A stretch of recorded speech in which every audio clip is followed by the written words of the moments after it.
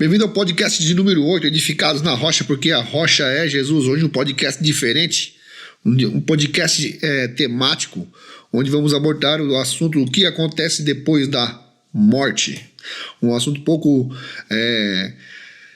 curioso, né? Muitas pessoas têm essa curiosidade de saber o que vai acontecer após a nossa morte, né? Várias religiões do mundo têm uma maneira de abordar esse assunto.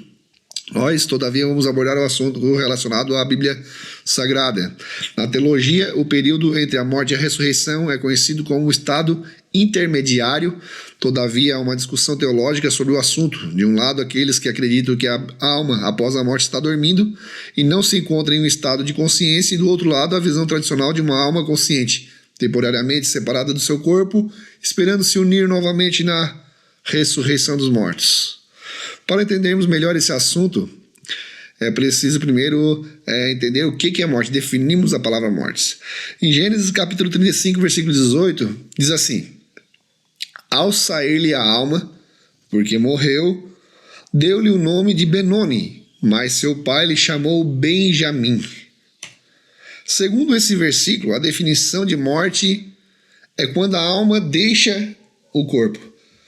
Se a alma deixa o corpo, se conclui que aquela pessoa está morta.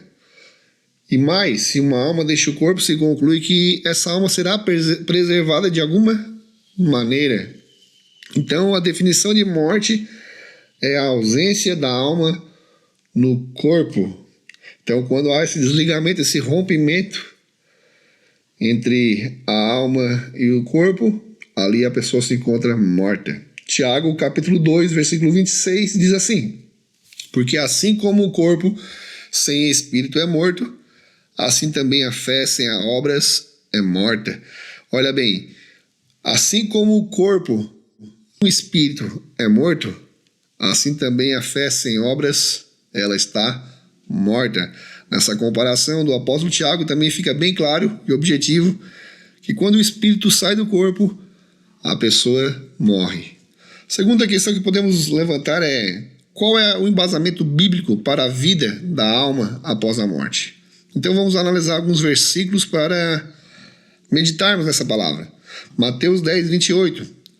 Jesus dizendo: Não temais os que matam o corpo e não podem matar a alma.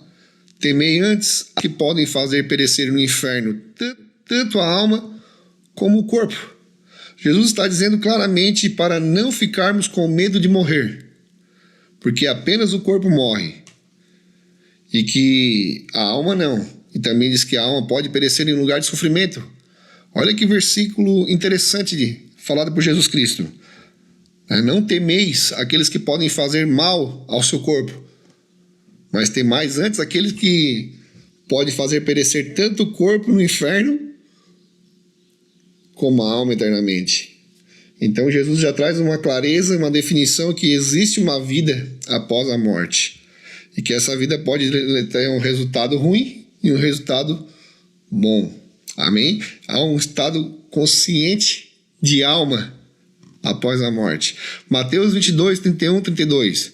E quanto à ressurreição dos mortos, não tendes lido o que Deus vos declarou? Eu sou o Deus de Abraão, o Deus de Isaac e o Deus de Jacó. Ele não é Deus de mortos, e sim de vivos. Jesus falando. Jesus está dizendo de forma bem clara que Deus é Deus dos vivos e não dos mortos. Ele cita como exemplo Abraão, Isaac e Jacó, que já morreram há milhares de anos atrás, né? Então Jesus está fazendo uma definição aqui falando de Abraão, de Isaac e de Jacó, se referindo que Deus é Deus dos vivos, ou seja, eles estão vivos em algum lugar, acredito que seja no céu, né, no seio de Abraão, e num estado de consciência, porque estar vivo significa estar o quê? Com a plena consciência, né, de alma, né, conversando, interagindo, brincando. Não sei como é que vai ser no céu, a gente apenas especula, né? Mas acredito que a gente vai estar com a nossa consciência em condições plenas, porém sem sofrimento, sem angústia, sem tristeza, sem dor, né? E isso é muito bom. Aleluia.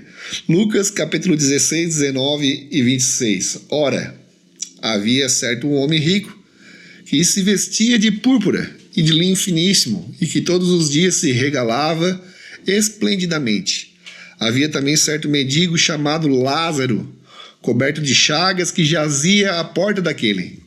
Desejava-lhe alimentar-se das migalhas que caíam da mesa do rico, e até os cães vinham lamber as suas úlceras.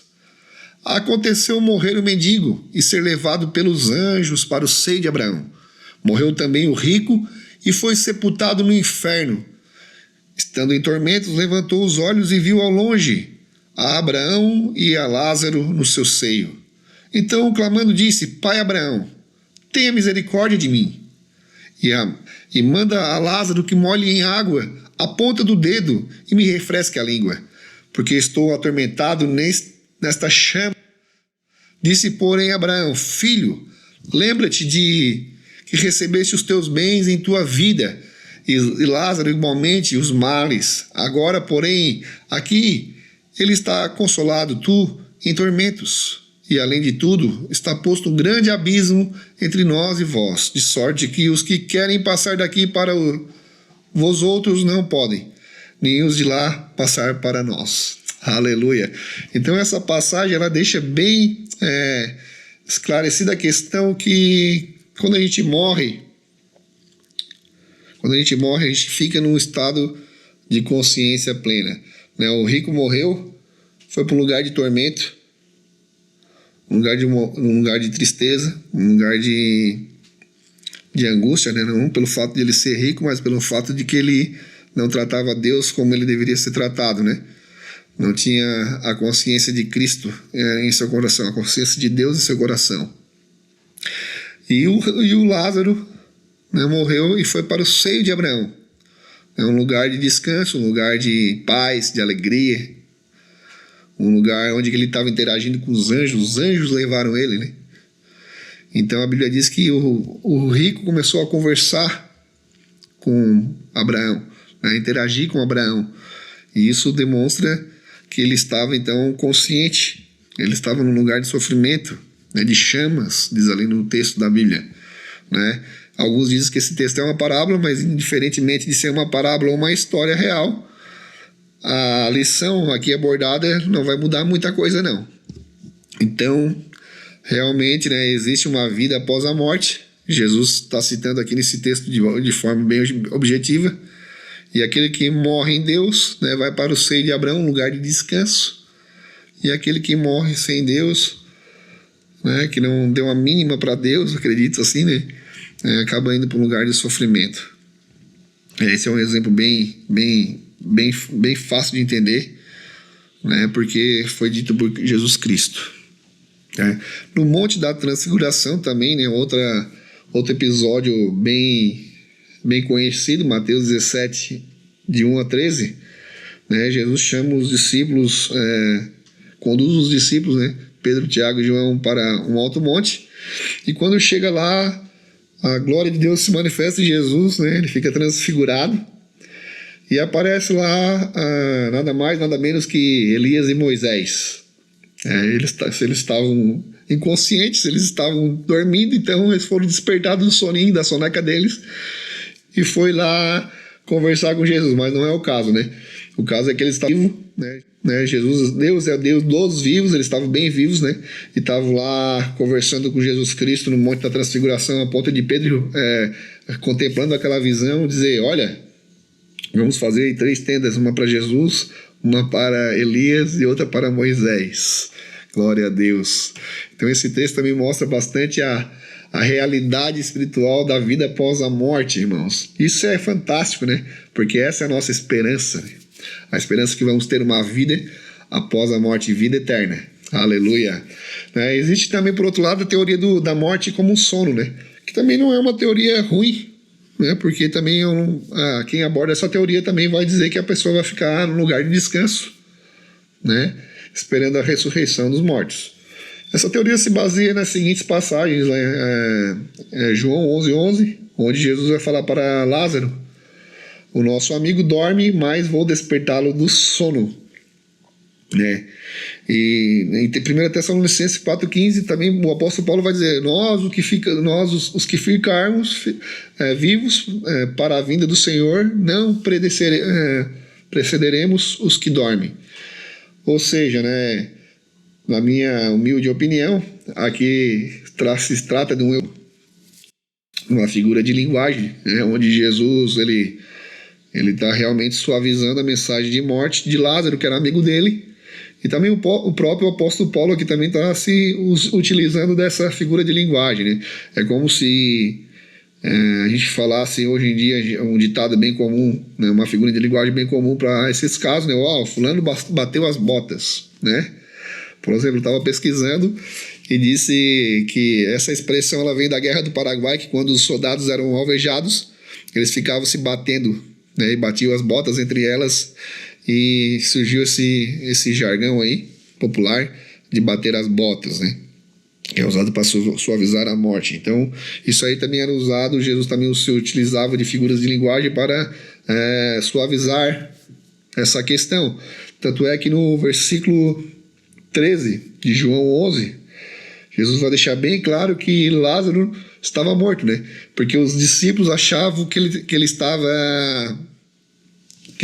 dormindo, descansando, né? Quando Jesus falou, não, ele dorme, na cabeça deles, eles realmente pensaram, né, que ele estava tirando um cochilo normal do dia a dia, descansando, e daí Jesus teve que esclarecer bem, esclarecidinho para eles, não, ele está morto, né? É um fato, ele morreu mesmo. Então Jesus deixa bem claro que realmente ele estava morto, ele se tratava de uma figura de linguagem, né? Então, para concluir, irmão, esse vídeo, para concluir essa ideia, as pessoas que morrem em Deus, em Jesus, elas vão para o céu, que se chama Seio de Abraão. Um lugar de alegria, um lugar de descanso, um lugar, sem angústia, sem tristeza. E as pessoas que morrem sem Jesus Cristo, né, sem Deus, elas vão para um lugar de tormento, um lugar de sofrimento eterno. Isso é muito triste, isso é muito ruim, né? A gente não deseja isso para ninguém deveria desejar isso para qualquer ser humano, né? Até porque Jesus Cristo veio morrer na cruz do Calvário justamente para nos livrar disso, para trazer vida eterna para todo aquele que nele crê, né?